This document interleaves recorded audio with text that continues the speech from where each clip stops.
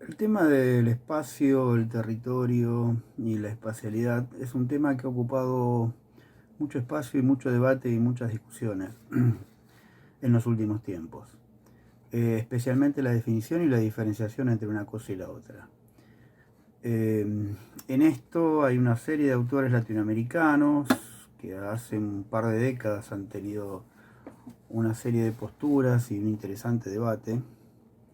Entre estos podemos nombrar a Eduardo Archetti, Jorge Balán, Jorge Enrique Ardoy, César Barniaski y especialmente otros autores como Alberto Federico Sabaté, Oscar Colman y José Luis Corallo, que desde posiciones más cercanas al marxismo o claramente marxistas han tratado de dar una diferenciación y definición de espacio.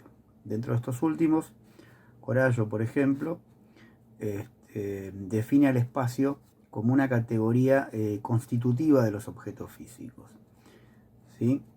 El espacio es una condición de existencia y por lo tanto dice no hay que sustancializar el espacio. Y también no es un continente homogéneo en el cual podamos distribuir y posicionar los objetos en él. Esto quiere decir que el espacio por sí mismo no existe. El espacio es una sustantivación de una dimensión de la realidad, lo mismo que el tiempo. En cambio, lo que califica a los objetos es el término o la noción de espacialidad. Y por espacialidad entiende distintas cualidades, distintas características que tienen que ver con extensión, posición, distancia, dirección y movimiento. Ahora bien, diferencia distintas espacialidades, tres espacialidades, una física, una biológica y una social. ¿Y por qué esta diferenciación de estas tres espacialidades? Porque cada espacialidad referencia a una legalidad de la realidad diferente. Entonces podemos hablar de una legalidad física, una legalidad biológica y una legalidad social. Eso quiere decir que cada uno de estos ámbitos, cada uno de estos niveles de la existencia o dimensiones de la existencia tiene ciertas características particulares o ciertas leyes, como dice Corallo, que lo diferencian uno de otro. Esto implica que la espacialidad física representa ciertas cualidades de los objetos físicos que tienen que ver con esta legalidad del mundo físico, que es básicamente, para entenderlo claramente, lo que estudian las ciencias físicas y químicas. Los seres vivos se les agrega otra legalidad. La legalidad biológica es una legalidad que se suma a la legalidad física. Los seres vivos responden a la legalidad física, pero a su vez tienen características propias de la vida que no existen en el mundo estrictamente físico, sino que es una característica de lo biológico. Entonces, los seres vivos, además de la legalidad física, responden a una legalidad biológica, por lo tanto podemos hablar de una espacialidad biológica que sobreentiende o sobredetermina a la legalidad física. Y la espacialidad social ocurre un fenómeno similar, ya con características un tanto diferentes, con un nivel de complejidad mucho más alto, con características como pueden ser relaciones de dominación, ideología, características culturales, sociales, políticas, económicas. Estas son pertinentes a la espacialidad social, es aquella que tiene que ver con la sociedad y su espacialidad y la sociedad en estas relaciones en relación al espacio. Y acá introduce una serie de dos características que son muy típicas del pensamiento marxista, que son el metabolismo social y la reproducción social.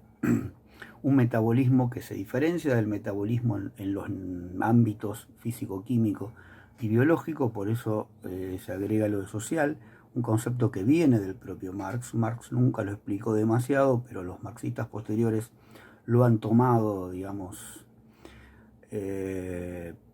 y podríamos decir, esto no lo dice Corallo, obviamente, cayendo en cierto parecido con el mundo de lo biológico, con lo cual acá titubearía la cuestión de la diferencia entre lo social y lo biológico. Ahora bien, diferenciadas estas tres espacialidades, es importante remarcar que, dice Corallo, el espacio de lo real es único, hay un solo espacio. En todo caso, la espacialidad se daría de acuerdo a la naturaleza del objeto en cuestión, ¿sí? Pero no es que existen tres espacios en los cuales los objetos estarían yendo de un lado al otro.